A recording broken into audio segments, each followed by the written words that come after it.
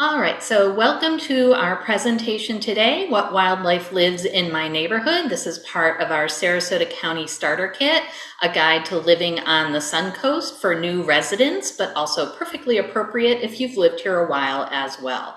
So please join us for other webinars in this series. There's lots of great useful information. I am Dr. Catherine Clements, and I'm the Ecology and Natural Resources Educator here at University of Florida IFAS Extension in Sarasota County. And so I am the person here at our office that does a lot of the wildlife education, answers your questions about wildlife. I also do programming on native and invasive species, the health benefits of nature, and I also lead guided eco walks at our county parks and preserves.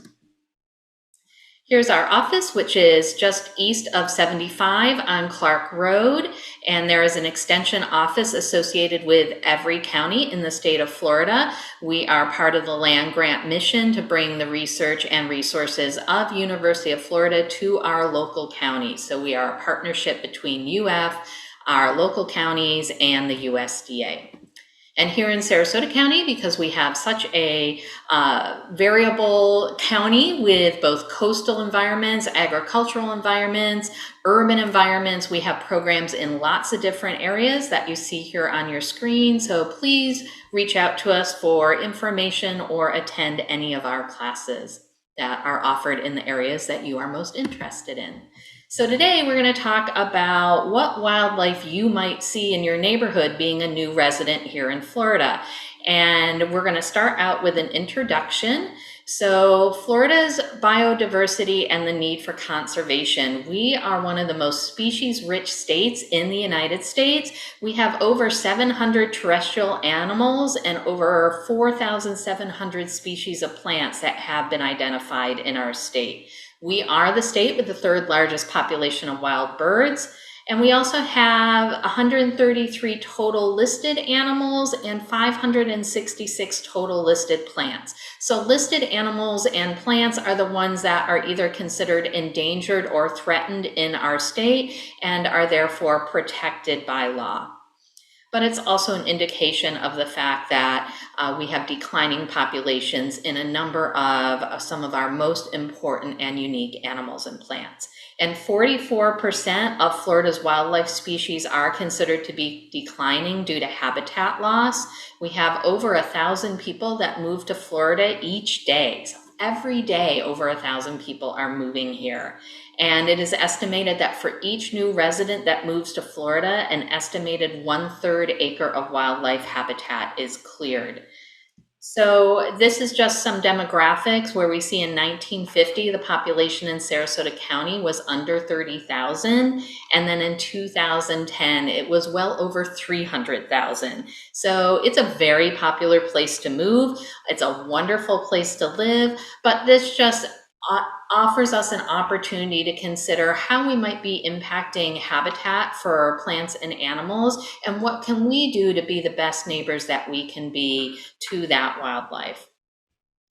And this is just a projection that Florida 2070 did, where they looked at Florida in 2010, which is on the left side of your screen. The red areas are the developed areas, and the green areas are those that are protected and provide wildlife habitat. And then if you look at the projection into 2070 of what would keep occurring if we kept moving things forward as they were in 2010, you can see there's a lot less green space compared to that, developed areas, and also decreasing contiguous green land for our wildlife.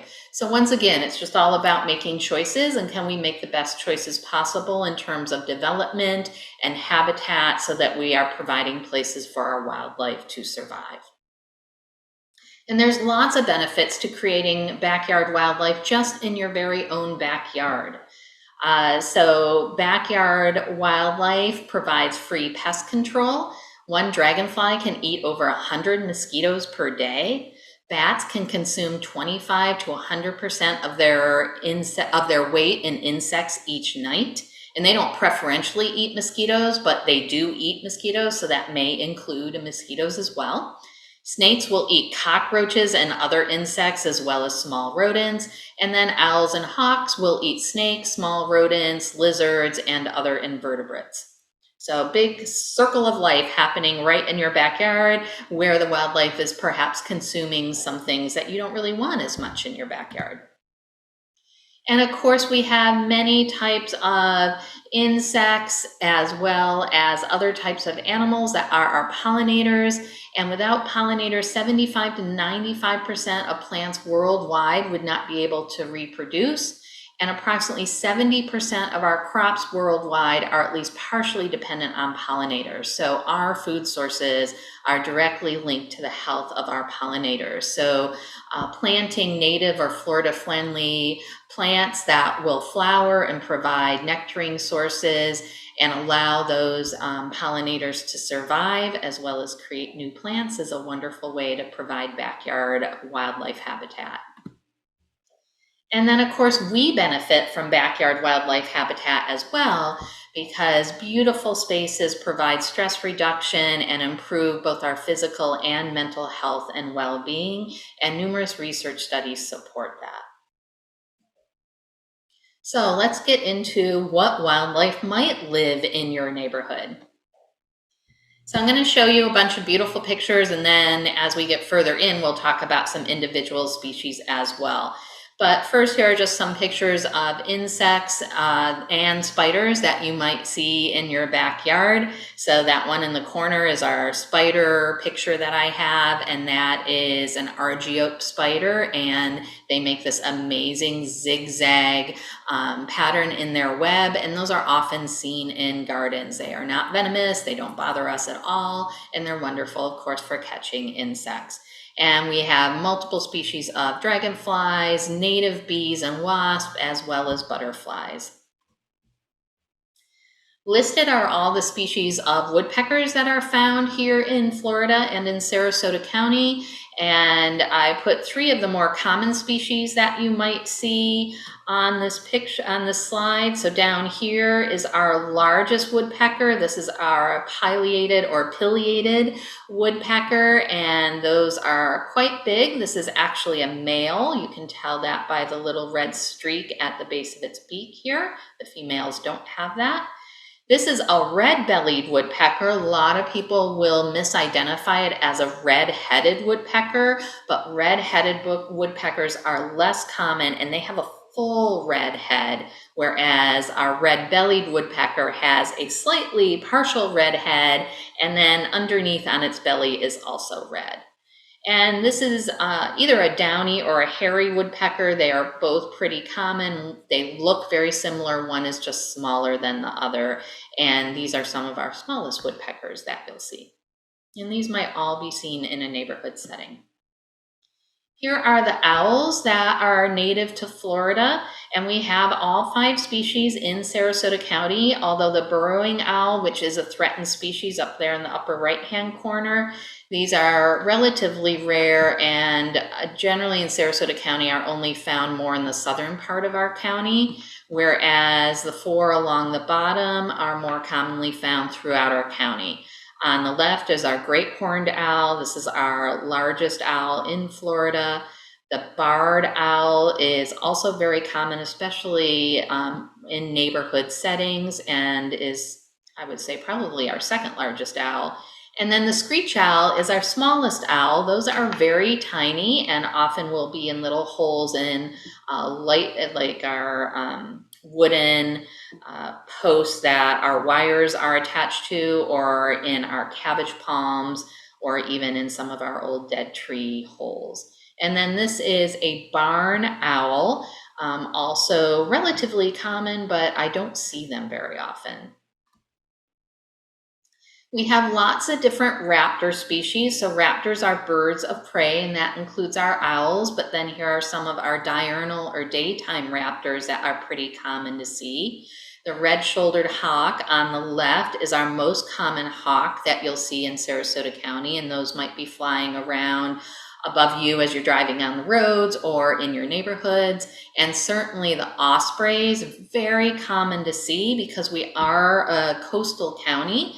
And so ospreys will nest along the coast as well as near freshwater bodies of water. And then they are often confused with the bald eagle on the right. And we do have many mating pairs of bald eagles that live here year-round in Sarasota County. So you will see them, especially right now as they're nesting and trying to care for their young. You will see them flying around, sourcing food from our waterways. And they do not like to build their nest very close to residential communities. So unless you have a large natural area near you or in your HOA community, you're not as likely to find their nest, but you will see them flying overhead. And notice, I'm just going to go back here. Notice the difference. They're both large brown birds with some white markings. The bald eagle is quite a bit larger. And once it's mature at about 5 years, it will have that fully white head and white tail. Whereas your osprey is white underneath a lot of its body and wingspan, as well as a little bit on its head, but has this brown marking on its head behind its eye as well. So a lot of people will see the osprey and get really excited thinking that they're seeing a bald eagle. So just notice those differences. We have lots of songbirds that may be really common if you've moved down here from another part of the country. There are many songbirds that either stay here throughout the year or migrate through here from the north. So you'll see many of the same birds that you might have seen from the north or west if you moved here from other areas. So I'm not going to go through all those. There's so many of them. And what is really iconic to Florida is our wading birds. And so these are often going to be seen near the ponds in your neighborhoods, near the rivers, if you go to visit a natural area along Myakka River, for instance. Celery fields is a great place if you haven't been there to see some of these wading birds as well as many other species of birds. So in the upper right here, we have a green heron. These are small to medium-sized herons.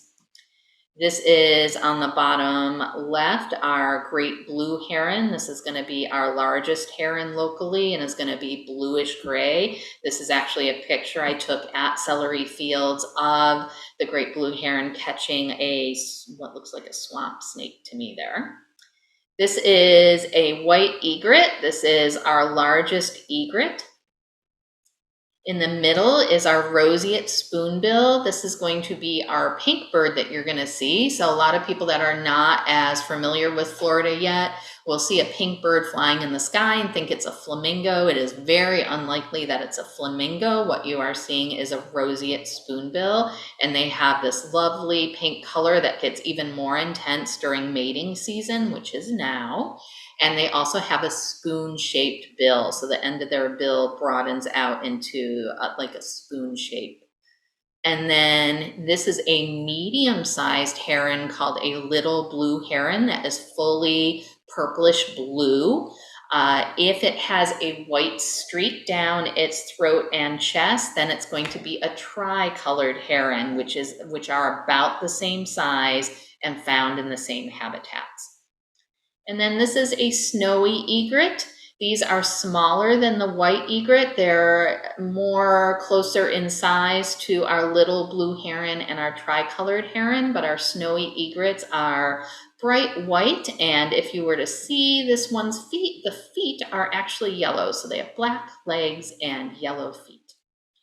There's a number of other ones not pictured, like the tricolored heron I mentioned. Wood storks are also very iconic here. And of course, the American white ibis. So that's going to be your white bird that has the pink curved bill. And you will often see the white ibis in groups walking along on lawns, sticking their beak into lawns, looking for yummy things to eat. And also another bird that you may see walking around on your lawns like you see here. This was actually taken here at our office, and this is our pair of sandhill cranes that is here pretty much every year. And sandhill cranes nest in wetland areas, so they will actually build their nest on a shallow portion of a stormwater pond or some other type of wetland. We often will see them in our neighborhoods walking around looking for food in the ground or crossing roads.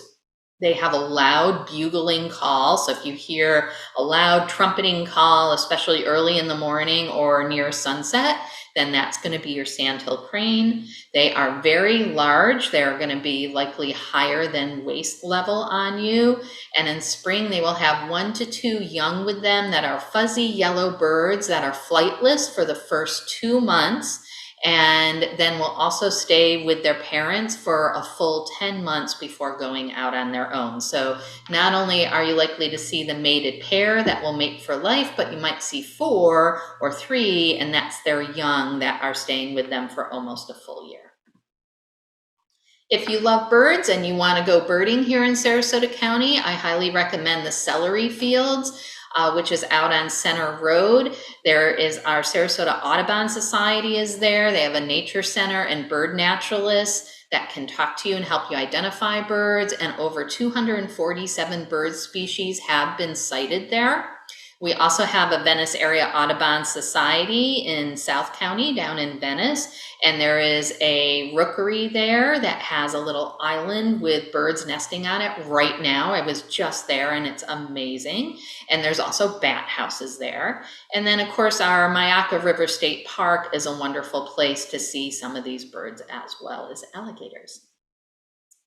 All right, I'm going to launch into frogs. Really, the most common frogs you're likely to see, neither of them are native. So in the upper right-hand corner, that's a Cuban tree frog. It is a non-native invasive frog. It looks different than our native tree frogs, and it's likely to be the only type of tree frog around your house. They make a mess on your stucco, in your lanais, on your patio furniture, and they have a creaky, rusty gate sort of call. So if you hear that weird, creaky, rusty gate call early in the morning or at night, you've got these Cuban tree frogs around your house. They have been very detrimental, as invasive species are, to many of our native frog species. And then the greenhouse frog is also non-native. It's really tiny and it's often found in potting soil. So there are native frogs that might be living in and around your stormwater ponds. It's just not as common that you'll see them. These are probably the ones that you're more commonly going to see around your house. So in terms of tortoises and turtles, on the left side, we have a gopher tortoise. Tortoises are turtles, but they live on land. The gopher tortoise is a threatened species and is protected by law, so you cannot harass, move, or fill in the burrow. They are considered a keystone species, meaning they are so incredibly important for the survival of over 350 other species of wildlife that have been found to utilize their burrow. It is not really common that you're going to have these in your yard unless you live near a natural area and have very sandy soil where they could dig their burrow, and then you might actually have a gopher tortoise as your neighbor. You do want to keep your dogs away from them, and I'll show you a picture later as to why.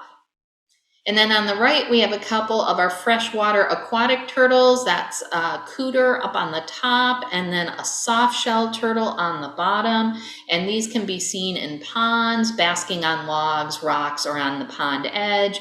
And unfortunately, you can also sometimes see them crossing roads trying to get to a new water source.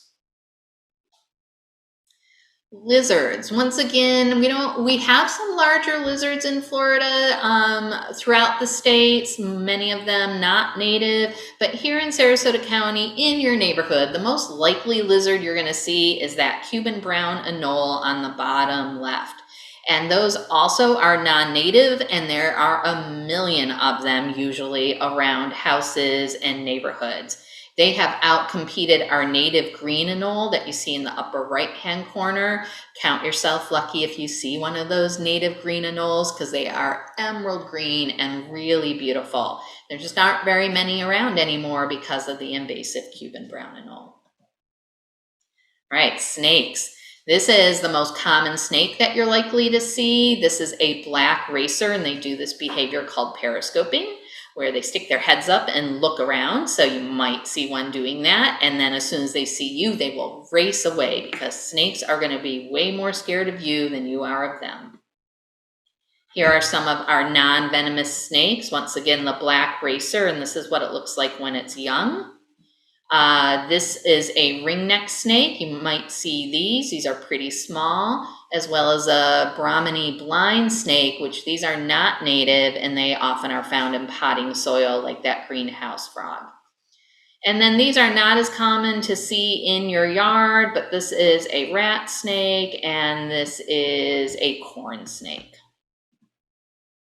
We do have venomous snakes in Florida. We have 6 in the state and only 4 that are found in Sarasota County. So luckily we don't see those top 2. We can have these 4 in Sarasota County, although they're more likely going to be in natural areas. And I have lived here for a long time and spent lots of time outside, and I have not seen any of these very often. So it's relatively rare, especially in a residential area, that you would come across a venomous snake. But if you come across a snake, whether it's venomous or non-venomous, they would rather avoid encounters with you, so just stand back and observe or move away slowly. Most of our snakes are harmless, non-venomous snakes that actually provide ecosystem services like eating rats and insects and things like that. You can reduce places that snakes might hide under brush, shrubs, or holes in your structures. You never want to approach or pick up any snake. And of course, if you do get bitten, get medical attention right away. So there's going to be a whole nother presentation in this series on alligators on July 3rd, but I wanted to give you a little bit of information here. So there's an estimated population of 1.3 million alligators in Florida. So that's about 1 alligator for every 20 people here in Florida. They are in all 67 counties, and they are freshwater reptiles. So they're not going to be out on the beaches, swimming in our intercoastal or Gulf waters. It's possible that they would spend a brief amount of time in brackish water, maybe in the intercoastal area, but they really prefer freshwater wetlands. So they're going to be in our swamps, rivers, ponds, and lakes. They are a protected species though. So once again, you can't harass them or injure them in any way. There's a baby alligator on the bottom right. We are transitioning right now into courting and mating time for alligators. So this is when they are more active and you're more likely to see them moving around. That is completely normal behavior. So although it may be upsetting to us to see an alligator, if you have concerns about alligators, it is completely normal for them to be lying on the side of a pond, basking in the sun. They are cold-blooded reptiles. They're trying to warm up so they can go about their day. And they also are just more mobile at this time of the year. It is getting warmer. They are looking for a mate. They might even be looking for another freshwater body of water to move into. So what isn't normal is when an alligator purposely approaches you, and that's a sign that they may have been fed. So our number one thing about alligators is never ever feed an alligator. It's against the law, and it also helps that alligator become accustomed to humans and lose their natural fear of us, and then they may start approaching other humans looking for food. So this is dangerous, obviously, for the human as well as for the alligator. So you always want to observe or photograph from a distance. If any wildlife moves when you are observing it, or moves away from you or looks at you and makes a noise, it's an indication that you're too close and you should back away. You don't want to throw them any fish scraps, intentionally or unintentionally feed them. And you want to keep young children and pets, which are smaller and seem more like the size of what an alligator would normally eat. You want to keep those pets and small children at least 10 feet away from any edge of a pond, a lake, or a river where an alligator might be. You certainly don't want to let your pets go down and drink from the water or go swimming in the water. If you're excited to see alligators, one of the best places to see them is Myakka River State Park, where I took this picture right off the main road on that bridge that goes over the river. Is a great place to often see them sunning themselves. All right, I see I'm already running out of time, but we have some other mammals that are very common to see. You're going to see some white-tailed rabbits in your yards, and potentially marsh rabbits, which are a different species that prefer to live near wet areas if you have a lot of ponds around your yard. Certainly raccoons can be around, gray squirrels, white-tailed deer, and then I'm going to talk briefly about those other three. So bats, there are 13 native bat species here in Florida, and they are all insectivores. So we don't have fruit-eating bats, and we certainly don't have vampire bats. And so bats here can eat up to 25 to 100% of their weight in insects, and they often are eating insects that can become pests to us, our gardens, or our crops. If you do get bats in your building, you cannot remove them during maternity season, which is April 15th to August 15th. But certainly if you just get one in your garage or your lanai, then you just want to open up the door, especially as night comes on, and then the bat will find its way out easily. You never want to touch a bat, even if it appears dead, because a very small percentage of bats can carry rabies. If you want to see bats, there are these 6 bat houses down at Venice area Audubon, and those bats emerge right around sunset, usually about 8 minutes after sunset each evening, and it's a really cool thing to see. Those bat houses can hold upwards of 400 bats in each house. And here's some pictures of the bats from the Venice area Audubon rookery. The most common species we think are there are the Mexican or Brazilian free-tailed bats that you see here. There are coyotes in Sarasota County. In fact, there's coyotes all throughout Florida now. They are a medium-sized member of the dog family. They only get about 2 feet tall, and they only weigh about 25 to 30 pounds, although some males can weigh a little bit more. So they really aren't as big as you might imagine them being. They are sort of tall and lanky. They do not pack up here in Florida. You're generally going to see them as solitary animals unless they're with their mate or maybe with puppies, so maybe as a family group. And often you will hear their yipping, barking, howling sort of sounds at sunset or into the evening. So they make sort of high-pitched yipping sounds, which is iconic of those coyotes. Once again, you never want to feed them. You want to secure your garbage and compost. So inadvertent sources of feeding, just like with raccoons. Don't leave out your garbage unless it's secured, or your compost. You want to pick up fallen fruit and bird seed in your yard. You don't want to leave pet food outside, and you want to keep your cats indoors, and be careful if you have backyard chickens. If you do see a coyote, you want to yell and flap your arms or wave your arms around, because you want them to maintain their natural fear of humans. They are very curious, just like most dogs, so they often will stand there and look at you, but they don't tend to be aggressive. You just want to help them move along their way and keep that fear of humans. Bobcats are in Sarasota County. It would be highly unlikely that you would see a panther here. And if you saw a panther here, it would only be out east as the panther is traveling through. So lots of people get excited and think they've seen a panther. And about 99% of the time here in Sarasota County, it's going to have been a bobcat. So bobcats are about knee high, and they weigh 15 to 35 pounds. Whereas panthers weigh 70 to 100 pounds and are closer to hip height. Bobcats' ears on the back are black with a white stripe through them, whereas panther ears are all black. Panther's tails, if you look in the photo here, the panther's tail is as long as its entire body and almost touches the ground. Bobcat tails can differ in length, but they're always short and always shorter than the length of the cat's body. And then, of course, bobcats are going to have a variation of spots, and panthers are going to be pretty much a solid tawny tan color. And people will say, oh my gosh, what about panthers? What about bears? Are they here in Sarasota County? We do not have enough contiguous green space to support panthers and bears living in our county. So they may travel through the eastern part of our county where there is more green space as they're moving from southern Florida to the Ocala or central Florida area. But these large carnivores do not live in our county. All right, guys, I'm going to wrap it up really quickly here.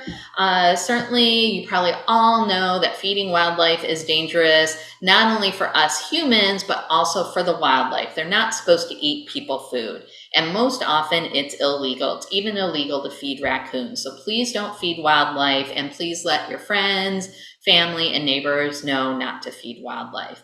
Other sources of inadvertent feeding that you might not be thinking about are things like leaving pet food outside, garbage, compost or litter, that fallen fruit or nuts that I talked about, messy bird feeders.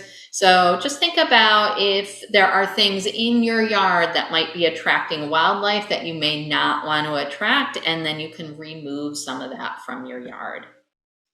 This is actually a picture of the soffit of my house, and we ended up having rats in the attic. So you want to look around your structures and close up any holes. That's actually a pretty tiny hole, and rats were getting in there. So our rodents can be a problem here, other insects like cockroaches and things like that. So just use mesh or foam spray or something appropriate to close up those holes in your structures. And then in Sarasota County, dogs and cats must be on a handheld maximum of 6-foot leash, if not on the private property of their owner. So down here is a gopher tortoise who was attacked by a dog. And so you can see this gopher tortoise has lost its leg, and now FWC uses it as an educational animal. So we want to keep our dogs safe as well as keeping the wildlife safe. And the same thing with cats. So cats are a huge impact, a huge negative impact on our wild bird population. It's also safer for your cat to keep them indoors.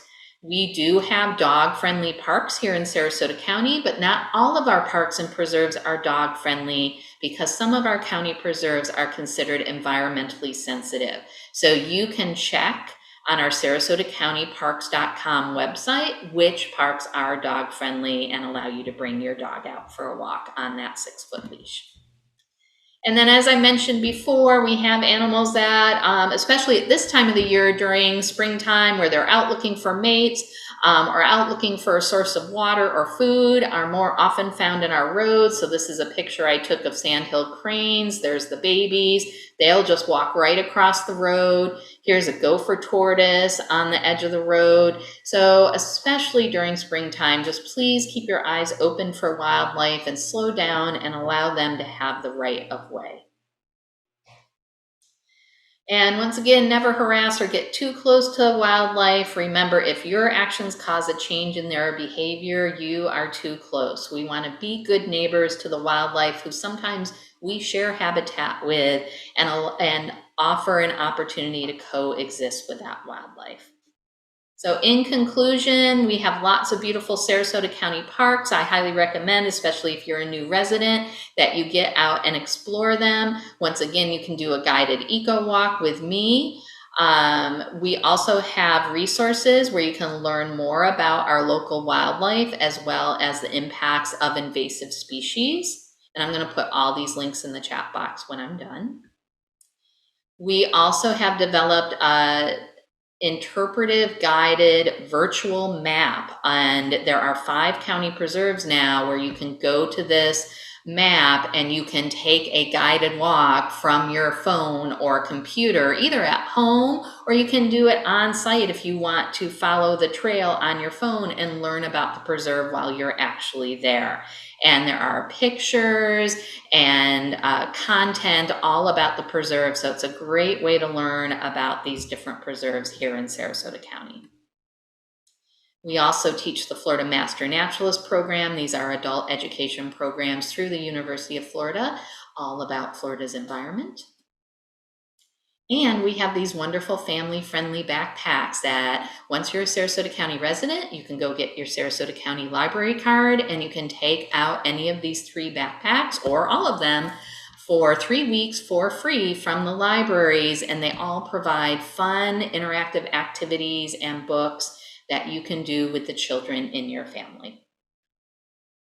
So in conclusion, I just want to say that in the end, we will conserve only what we love. We will love only what we understand, and we will understand only what we are taught. And so please go out and enjoy our Florida and Sarasota County natural areas and enjoy and attend our classes to learn more about your environment. So I want to thank you all for joining us today in the Sarasota County Starter Kit, a guide to living on the Suncoast.